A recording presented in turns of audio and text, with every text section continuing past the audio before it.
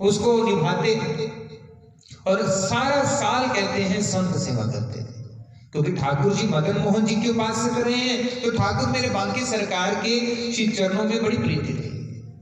और कहते हैं ऐसी प्रीति कि वृंदावन से बड़ा अनुराग है। देखो, नियमित अगर कोई इष्ट है, इष्ट के चरणों में समर्पण हो तो पूर्ण समर्पण हो। ये जीती जागती मसाल रही है श्री सूरध्वज जी की। तो कहते आजीवन इन्होंने श्री बिहारी जी की सेवा की है और मन में यही भाव रहा है कि सारा जीवन जो मेरे पास है, जितनी श्वासें हैं, मैं श्री बिहारी जी की संतों की रच की कहते हैं अपने सर माथे पर लगाकर उनको निमित्त रूप से अपने आचरण का पालन करूं।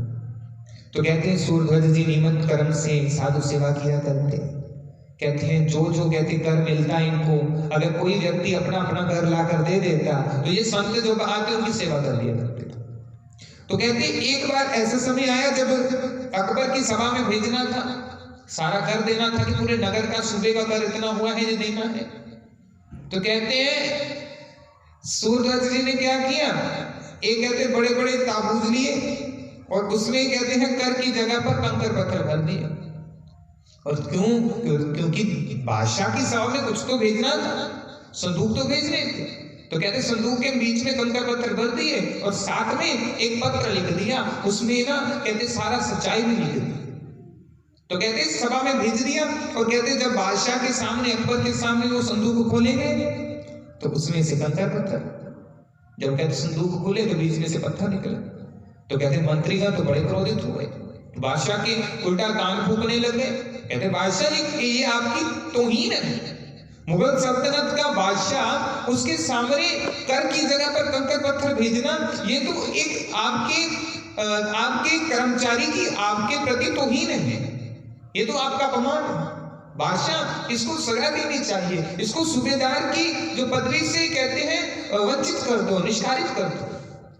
तो कहते उसी समय श्री बादशाह बोले कि साथ में कुछ और भी भेजा होगा। क्यों? क्योंकि बादशाह अकबर कहते हैं सूरध्वज जी की संत सेवा से परिचित है।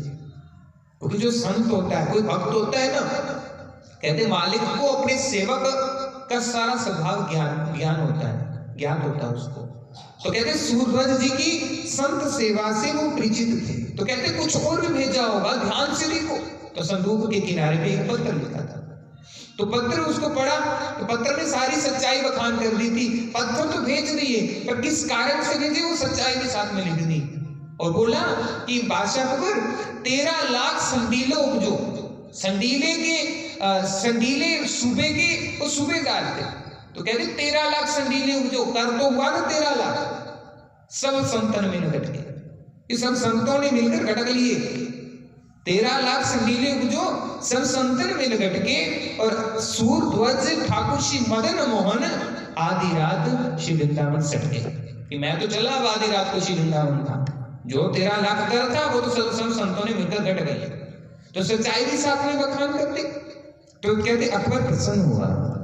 क्यों प्रसन्न हुआ? कहता है कि इसने मेरे साथ छल नहीं किया, साथ में अपना प्रमाण पत्र भी भेजा है, सच्चाई का प्रमाण पत्र भी भेजा है। तो कहते हैं उसी समय तो चिंतित हो गए बादशाह कहते इसको वापस पत्र में लिखो, गटके तुम हमारे गटके, तुम क्यों वृंदावन सटके? कि जो गटके थे तो वो तुम हमारे गटके हैं, तुम क्यों छोड़कर जा रहे हो? हमारा तो दो तरफा नुकसान हो गया, हमारा तो धन भी गया घर का और हमारा तो कहते हैं जो ईमानदार नौकर था वो भी चला गया हाथ से। इसलिए आप बेचिंतित होकर आप आओ, अपने कहते हैं धर्म का, अपने कर्म का, अपने नियम से पालन करो। हमें आपसे कोई शिकवा नहीं है। क्यों? क्योंकि आप संत सेवा करते हो, कोई बात नहीं। आपने जो कर लिया वो संतों के लिए ऊपर ही लगाया, जिनका कर था वो उन्हीं के ऊपर लगाया। हम प्रसन्न हैं। तो कहते हैं श्री बिहारी जी का दर्शन करके श्री सूरध्वज जी वापिस आते हैं और बिहारी जी का दर्शन करके जब संडीले गांव में आते हैं तो फिर क्या हुआ? आते आते क्या देखते हैं कि रास्ते में बहुत अच्छा नवीन गुड़ तैयार हो रहा था। तो गुड़ को देखा, उसकी महक बड़ी अच्छी लगी सूरध्वज जी को। और कहते हैं ना, आप अगर किसी अपने इष्ट से ज्यादा प्रेम करते हो तो उसी समय आप कोई भी अच्छी वस्तु देखोगे, आपके मन में यही आएगा कि मैं अपने भगवान को इसको समर्पण करूं।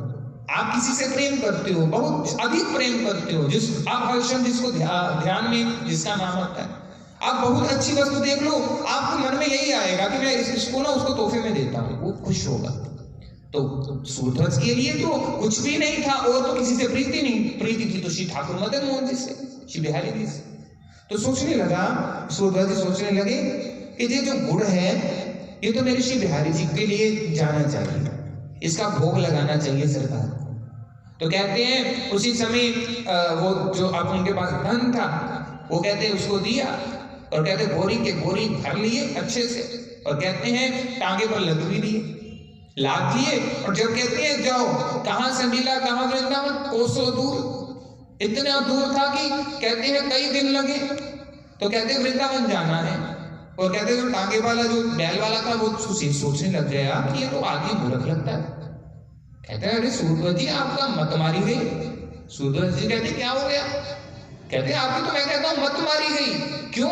अरे जितनी देर में ये गुड़ आपका वृंदावन पहुंचेगा तब तक तो जितना आप टांगी का खर्चा दे रहे हो, गुड़ का खर्चा दे रहे हो, यहाँ इतने पैसे में तो वृंदावन से और दुगना गुड़ मिल जाएगा। कितने दिन लगेंगे वृंदावन तक पहुंचने? तो सूरध्वज जी कहते तू मेरे को मत सिखा, ये तू नहीं समझ पाएगा। कहते क्यों ना समझ पाऊं? कहते क्यों? क्योंकि मैं जो मेरे प्यारे यार के साथ मेरा संबंध है, इस अनमोल वस्तु की कीमत मेरा यार समझ सकता है। और यहाँ पर कहते हैं बिहारी जी की अनमोल वस्तु वो अनमोल हो गई। मैंने कल आपको एक उदाहरण दी थी त्रिपुरदास जी की, जो एक आम मामूली वस्त्र उन्होंने अर्पण किया, वो तो बिहारी जी के लिए अनमोल हो गया, चाहे वो एक उसकी भक्तों की और दुनिया की नजर में तुच्छ था, कहते हैं प्रयोग में ना आने वाला था, पर सरकार की नजर में वो अनमोल था। क्यों? क्योंकि त्रिपुरदास जी के आंसू उस पर गिरे थे, टपके थे। तो एक एक आंसू की कीमत बिहारी जी जानते हैं, दुनिया जाने ना जाने। भंडारियों ने तो उसको नीचे विश्वास दिया था, वो दुनिया क्या जाने उसकी कीमत, पर बिहारी जी को तो मालूम था मेरे भक्त के नेत्रों से अश्रुधारा बही है इस पर। तो बिहारी जी ने अपनी रजाइयां उतार कर वो एक कपड़ा ही ऊपर लिया था सत्यों। तो कहते सूरध्वज जी बोलते कहते क्या जानो तू इसकी प्रीति? मेरा ठाकुर जाने मेरी प्रीति। तू जा, तेरे को मैं इसका धन देता हूं, तो पहुंचा।